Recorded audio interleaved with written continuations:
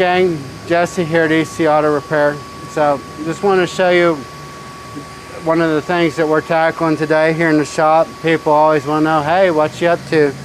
So this is a right-handed drive Jeep, meaning the steering wheel is on the right hand side.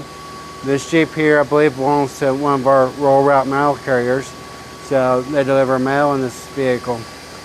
These Jeeps get used and abused and driven and driven and driven because everybody needs to have their Amazon package on time, right?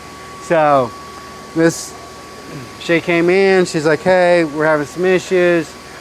I need to give my Jeep some love. So we're doing a whole bunch of front end work on it. We had a bunch of steering components that was wore out.